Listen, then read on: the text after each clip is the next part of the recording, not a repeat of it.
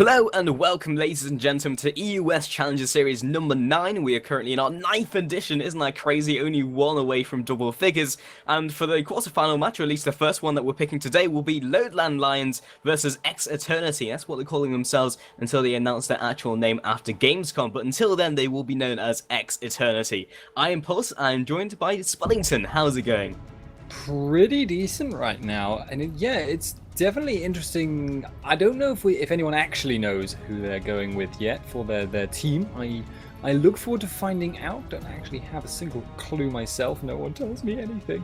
But we are into the pick and ban phase, and just for kind of perpetuity, I must say I'm going to be casting from the stream for this little part, so I will be a little bit behind. The Pulse is in the lobby, should be on time, and should be able to just tell me what the picks are, and then I can, give you a little bit of a spiel about them.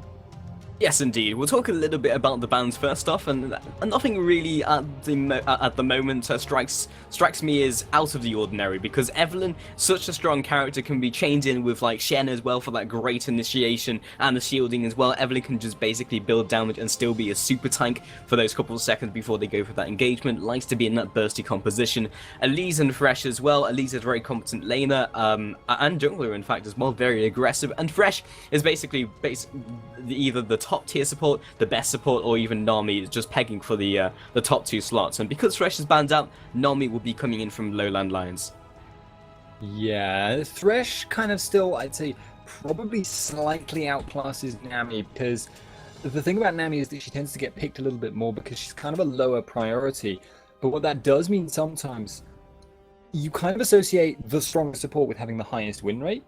Not necessarily the case with Thresh, because sometimes people actually first pick him they take him as such a high priority to make sure you get Thresh if he's not banned, that they end up letting stuff through, like, say, Lissandra, really strong other picks, which can actually end up having more of an influence on the game, which actually sometimes means that Thresh has a slightly lower win rate statistically than you would normally expect. But he is a very strong champion. There is absolutely no denying that. Nami also extremely, extremely strong.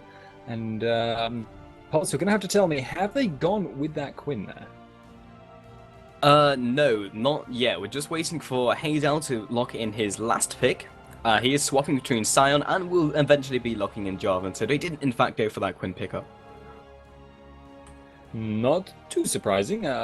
Quinn isn't the most popular champion in the entire world, by which I mean not at all. It does have some kind of strength to her, but I'd be a little bit surprised to see her being taken out unless you were running some kind of weird extreme split push duelist kind of composition. Wouldn't be too useful, I suspect, for most people to run with. Being said, X Eternity over there, they do have a fair bit of mobility going in already, in that they have got that Lissandra and that Jarvan.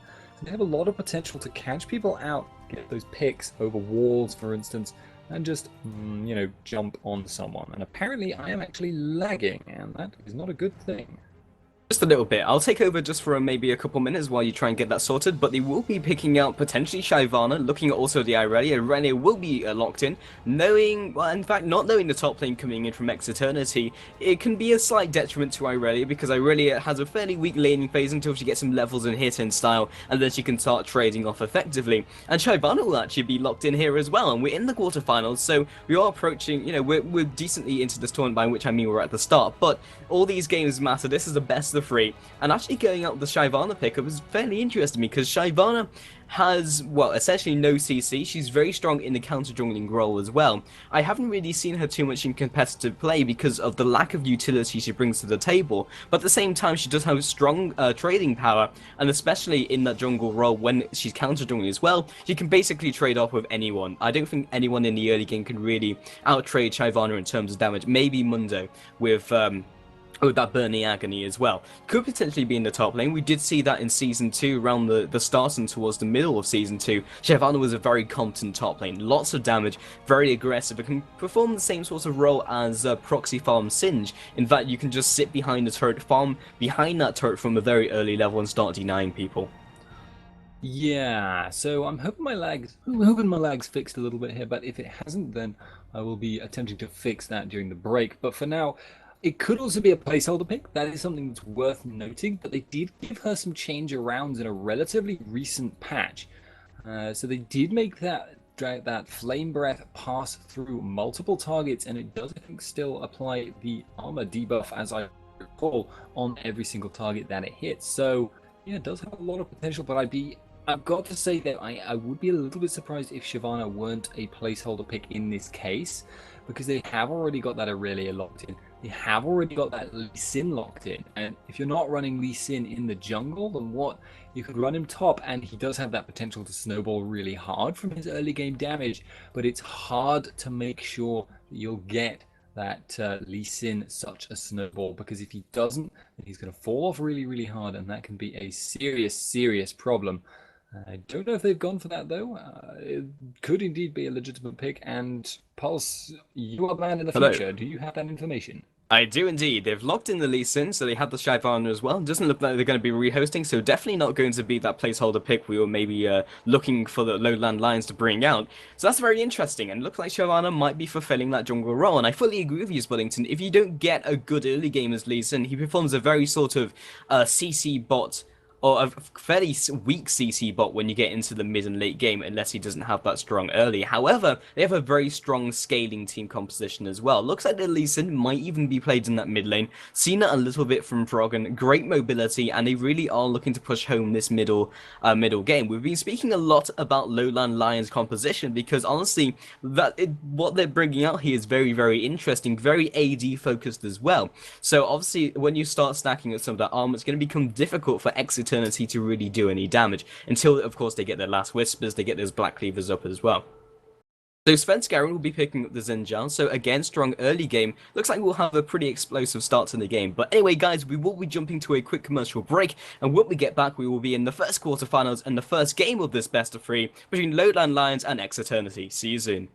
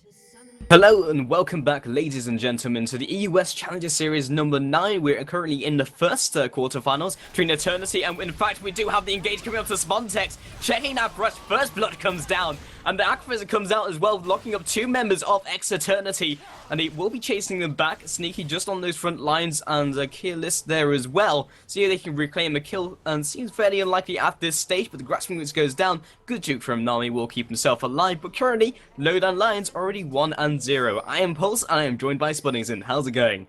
Hello, action-packed little start off there, and yeah, it was just LowLandLions were as quick off the spawn pad as their opponents, and that meant, given that it was their jungle that was being invaded, they got there at the same time. Were able to really punish that face check, and that's not going to be a good start there, but at least no one's lost out on any farming time from the perspective of Eternity. You've got Java now, got that flask, and is going to be going with that mid lane, presumably. It's interesting, actually, in fact, because it looks like we might have the Lee Sin versus Jarvan mid lane. Both of those characters kind of actually reliant on early snowballing for their laning strength, so it may actually kind of end up cancelling each other out, either side actually becoming too beastly, too strong. Shyvana is going to be the jungle today, and you've got to say, with the Lee Sin potentially roaming in for backup on that, that could be an absolutely brutal invade combination. Yeah, LowLandLions have a very strong early game team. You can see the roaming potential coming in from Lee Sin, the roaming potential from Shyvana as well, how aggressive Shyvana is going to be in comparison to, Xin Zhao. Should be able to outtrade him in that early game. So we'll see how this turns out. With First Blood already going to LowLandLions as well, we'll give them the sort of start that they really need to get this type of composition rolling, and they've got late game security in the form of Irelia too. Pink goes down onto that blue buff, so we'll just have Zyra putting down some support with that vision, just making Shyvana isn't making an extremely aggressive push in this early game. In fact, just going to go for the standard double buff, level 3, and maybe looking for this top gank, or at least helping Irelia out in this 1v2 situation. And it's definitely worth noting that right now, Shyvana has a lot of potential to make a gank happen in this top lane. She's level 3, you've got the level 1 Irelia, but it won't take many creeps for that to equalize, and Shyvana is there. Looks like she's actually just going to help to kind of ward them off, prevent them pushing this out, and we do have the level 2 being hit. The punishment there doesn't look like they're going to be going for much aggression, but I'm a little bit surprised to actually not Shyvana getting aggressive, considering Irelia has got that first blood. Yeah, for sure. At the same time, though, Baloo is at the stage where he can be nuked down, just once again helping him farm this one out. And, well, we do see that Flame Breath coming into effect because it does now pass through those minions. And it's the type of lane that likes to wear you down. Gamer's Legend actually backing off, and Baloo looked like he maybe wanted to go for that engage. His Blade Surge did go on cooldown, however, didn't quite pick up that minion as well, and will in fact be forced to back off. So Shyvana now taking over that lane, 1 versus 2, taking away from that early aggression. This might be the breathing room that Eternity need. This is actually something that I hadn't really thought about the changes to Shyvana with that Flame Breath hitting multiple targets, is it actually makes her much better in these 1v2 protect the tower scenarios, because it means she can clear the way a heck of a lot faster than she ever could before. Previously, she was very much dependent on that burnout in order to get there, but now she just has that potential to ranged wave clear, which is something you don't have a lot of junglers able to do, and now Irelia looking to get that aggressive thing, but I'd be surprised if she went too aggressive now. Yeah, and as you said, that Ignite comes down and huge damage coming out onto Baloo. The finish will come out from Caitlyn as well with that huge 650 range. And as soon as Shyvana left, that's a kill going down. That's a really horrible situation to be in from that top lane, bringing that to a 1-to-1 trade overall, and also in that top lane as well. Some things are either going to have to happen at bot lane, or some intervention from the rest of the lanes as well. But Kuja and Haydal putting down the hurt onto this top lane. Gamer's Legend going to try his best to clear it, but as you said before, Spuddington, with that Flame Breath attaching itself onto all those targets, should be able to clear it out pretty effectively with burnout. Yeah, and it's Shyvana that's keeping that tower up, falling behind on the tower race. You've got Svenskeren in the bottom lane helping Mima to clear out this wave, and they will be able to get some damage now. LowLandLions on that bottom tower, but they probably can't take it all the way down, and there is a serious risk they might get outplayed in terms of doing that quickly, but the top lane is actually going down. Yeah, Gamers Legend coming in once again, looking for this to happen. Kuja dropping low, but Baloo's also being forced back by the plants as well. Kuja drops even lower and gets picked up immediately. Dragon's Descent comes down onto Haydal, kiting him away. Barrier comes down as well. Bernard has been popped, just chasing him down. Picks out that with another auto attack. And meanwhile, bot lane, we had even more action and 4 members of Eternity dropping at the 5:50-minute mark. Yeah, Mima went down and you had Svenskeren at the end there being chased around by Sneaky, flashed under the tower looking for the execute and just was not able to get it because the flash from Sneaky in return, that he just got that extra little bit of a tag, and that meant it was a definite fact that there was going to be a definite kill being awarded there. So Sneaky now looking pretty strong, and that top lane turnaround is actually really going to help out LowLandLions. It's going to give Irelia a chance to go back if she wants to.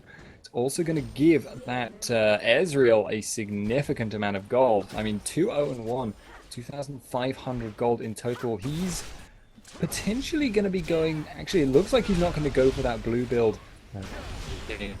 Looking much more towards a higher damage threat approach, and I do actually agree with that. In the long term, this team does potentially have an issue if they are running that blue build, because it would simultaneously be their only source of poke damage, which wouldn't be enough to kind of harass people out, and he would actually lack in that sustained damage engagement compared to a late game Caitlyn if it got that far.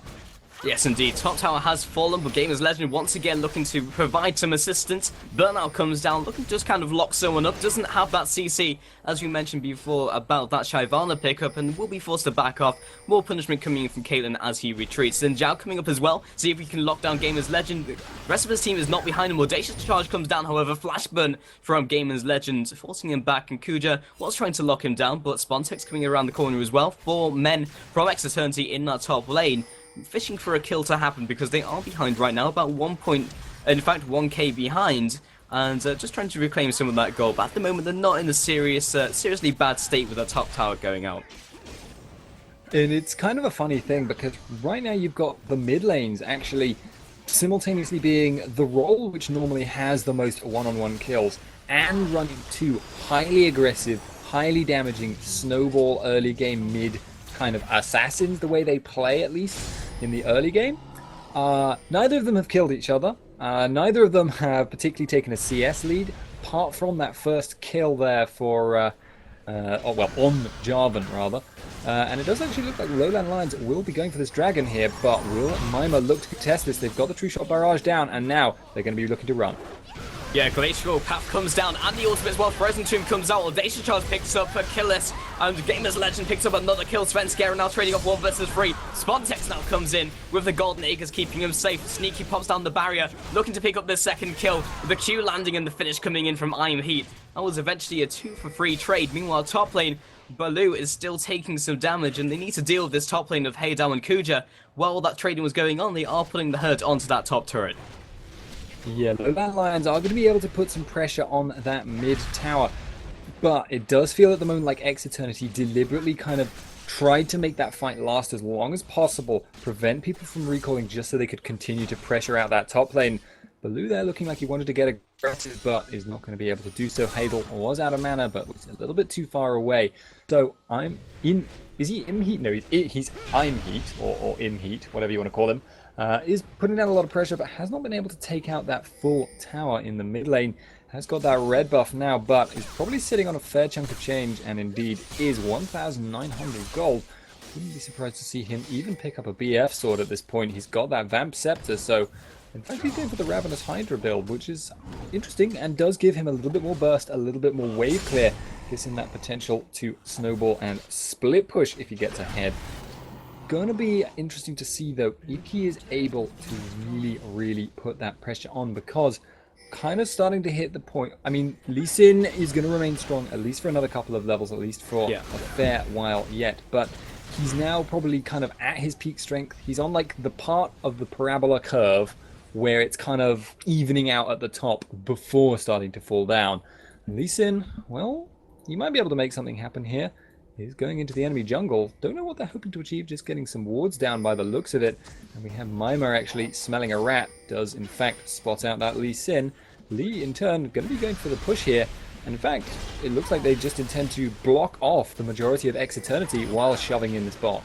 Yeah, they are pushing down the aggression into that jungle. You can see the aggressive wards coming out. We're now Exoternity closing in on them. Can they collapse well enough to pick up some kills? LowLandLions making a hasty retreat. Meanwhile, in top lane, Irelia is still pushing without that teleport. Does not have that assistance, so they can't really afford to go for that initiate. And Exoternity can't collapse on them, not even really having that vision within their own jungle. They do have one around red buff, another pink ward as well, but they're really just on the back foot. The question I now have to ask you, Spuddington, is with so much pushing coming in from Exoternity, with basically their bot lane always staying in that top lane with that Caitlyn and that Zyra as well, who's really going to win out? Because we see LowLandLions being very aggressive, winning out in all these trades as well. However, with that pushing coming in that top lane, it does, however, give them more map presence, but at the same time puts them further afield and makes it harder to defend them if LowLandLions decide to collapse onto them. So do you think this playstyle is something they should keep up, or do they need to try and swap it out?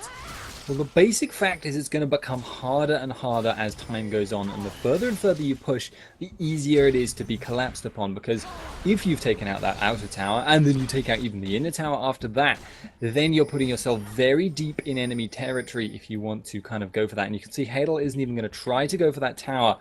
Plus, it also means if you commit 2 people to pushing that top tower, and you commit them very deep, that means you open yourself up to plays. You open yourself up to guys going for Dragon, to go for 5-man mid stacks, and, you know, dives that follow that up. So it's a risky thing. I wouldn't be surprised to see them kind of maybe look to put the brakes on that a little bit, but at the moment the outer towers are still up in the mid and the bot, and I wouldn't be surprised to see the Caitlyn Zyra move down to there.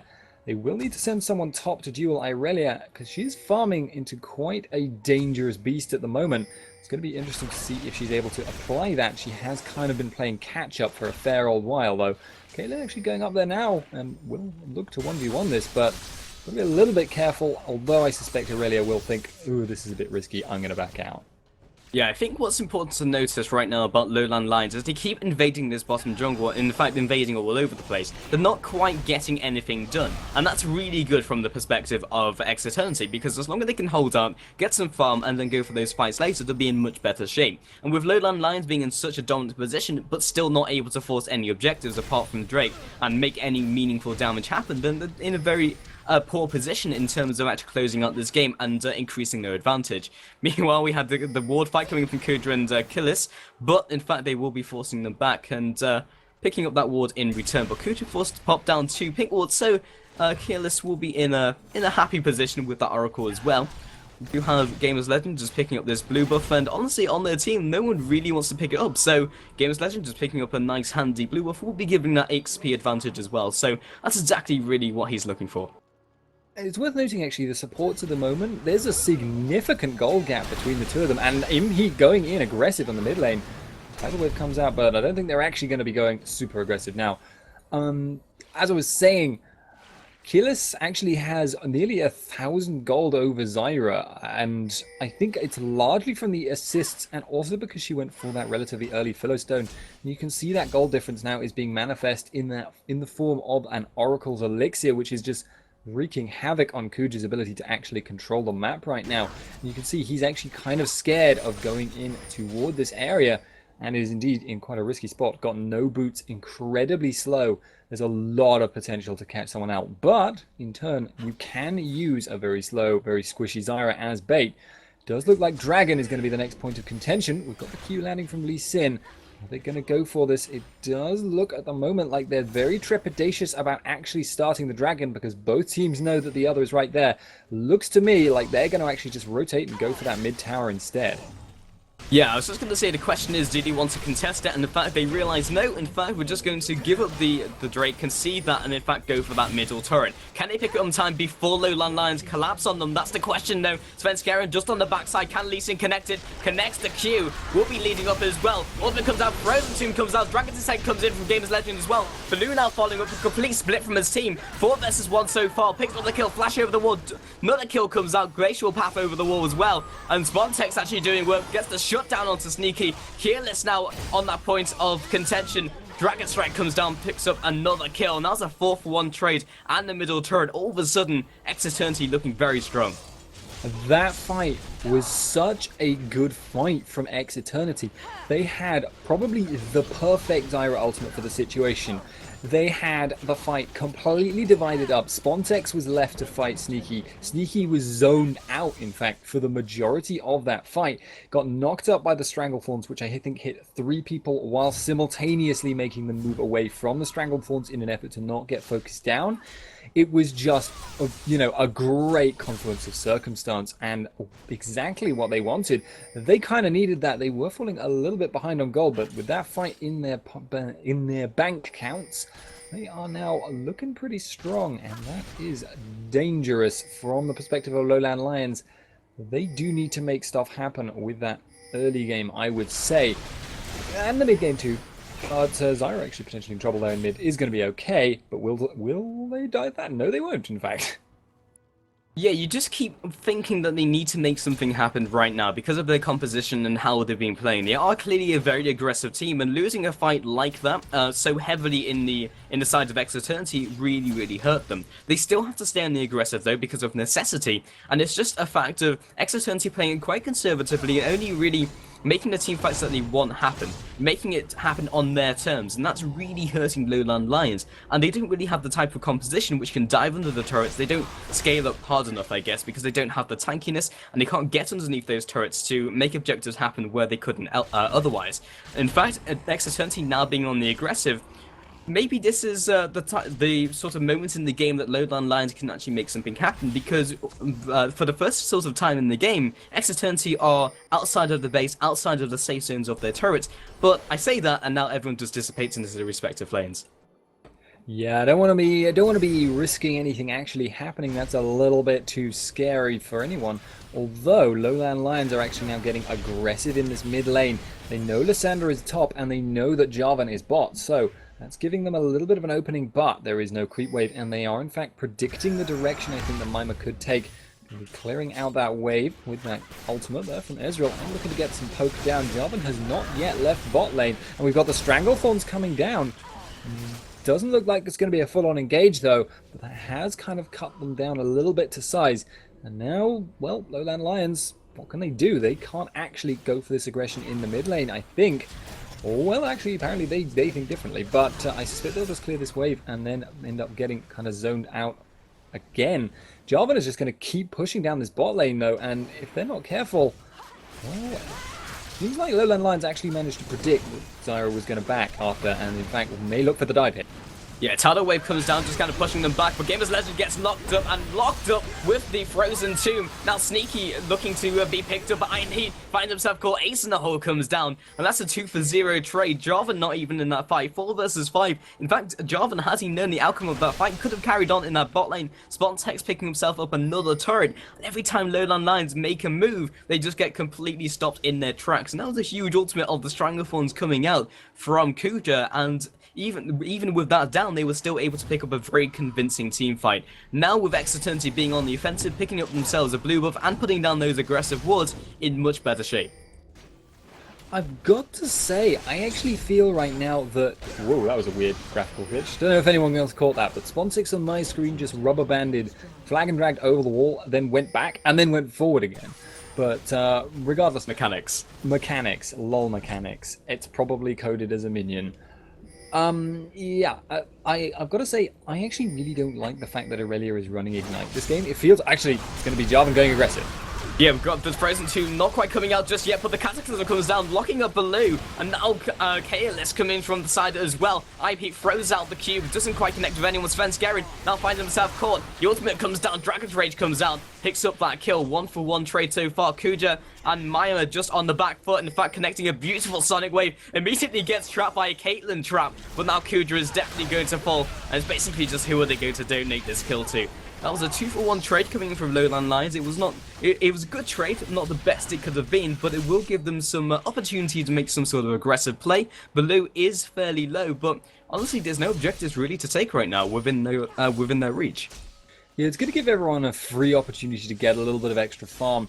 And it's also going to mean that, once again, it's whoever seems to be getting aggressive in this game seems to be the one that's coming out behind, because that fight was once again initiated by Eternity, and they are the ones who come out a little bit behind there. You saw Mima going in, trying to lock people up, but wasn't able to get the job done in time, and indeed Spontex as well was not able to burst quite hard enough. But it's gonna be interesting proposition now, because if both teams are kind of not wanting to be the one who are getting aggressive and starting a team fight, that actually opens up a lot of split pushing options.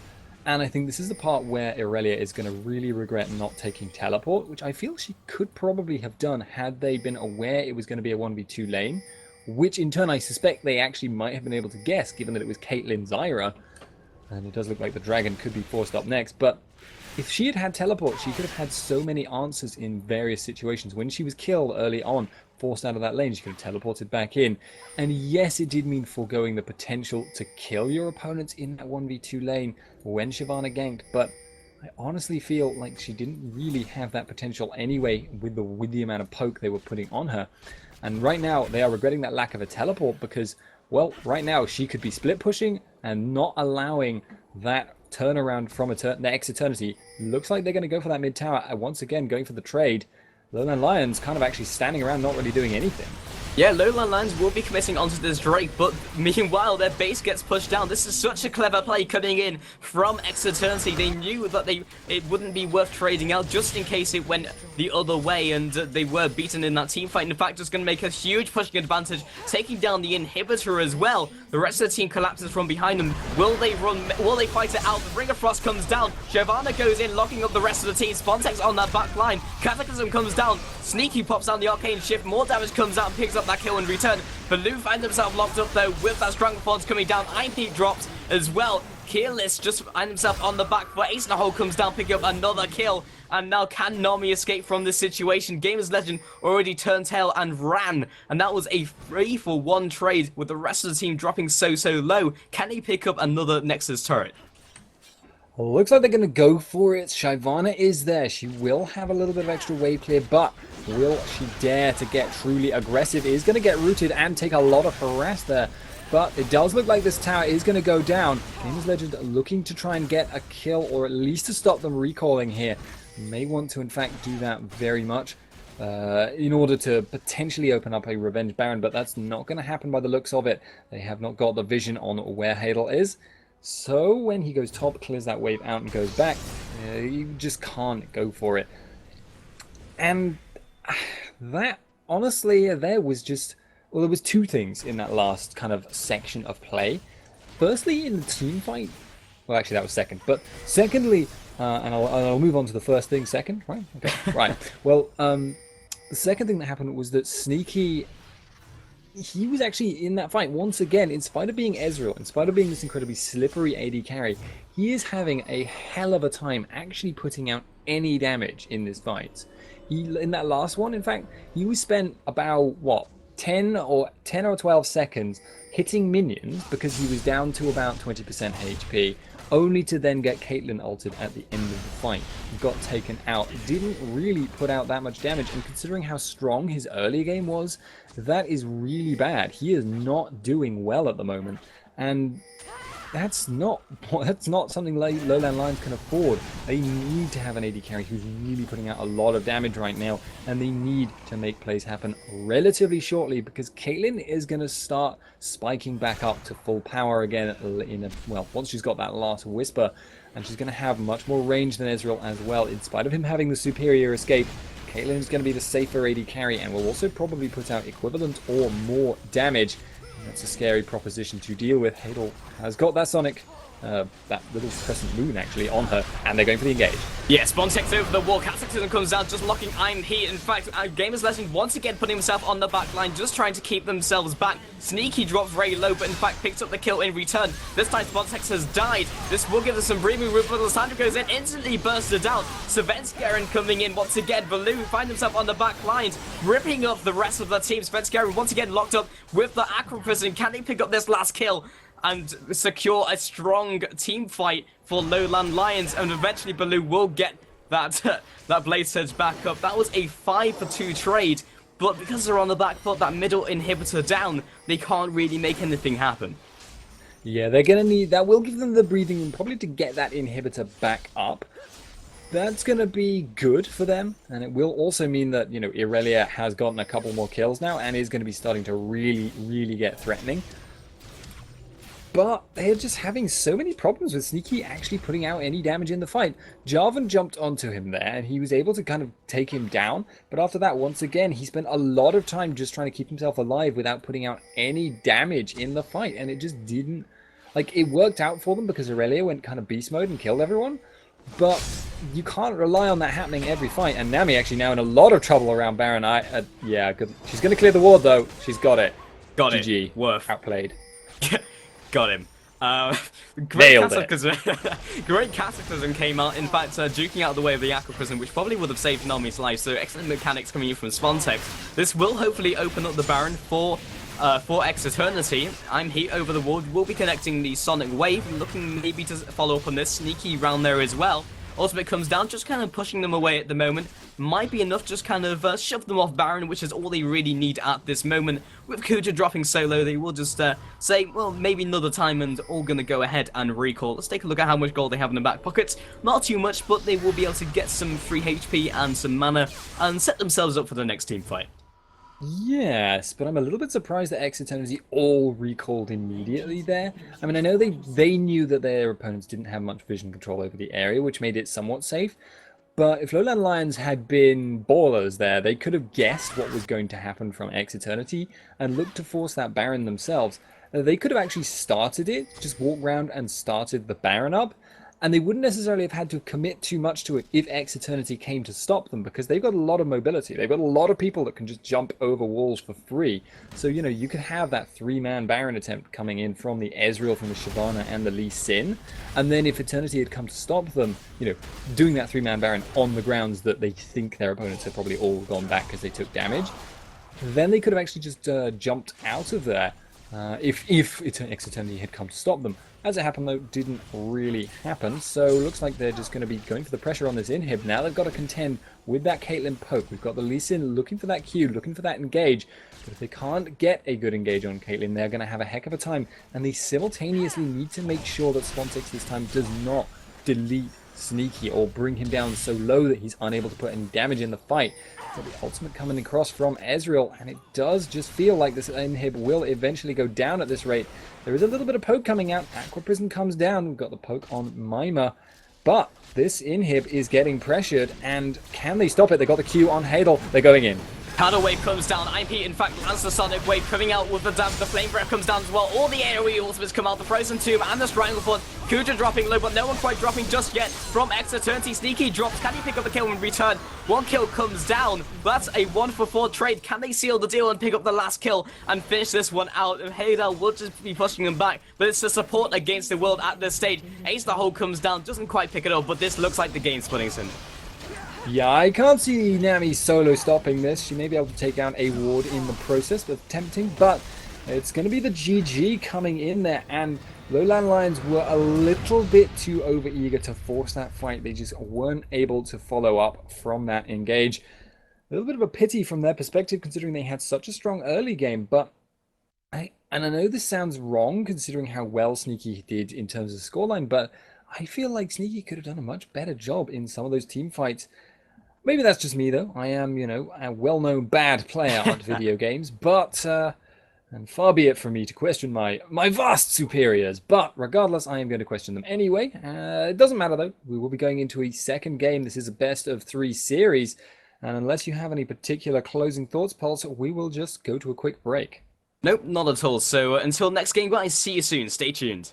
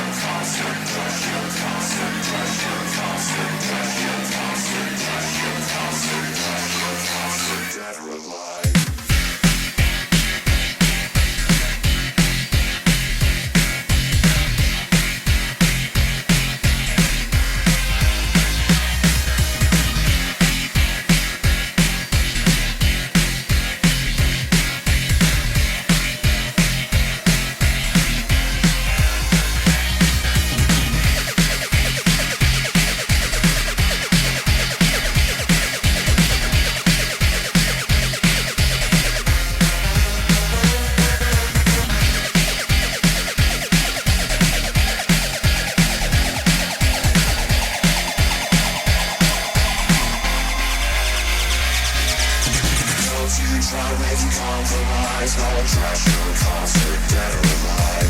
Don't you try making compromise. I'll trash your concert, dead or alive.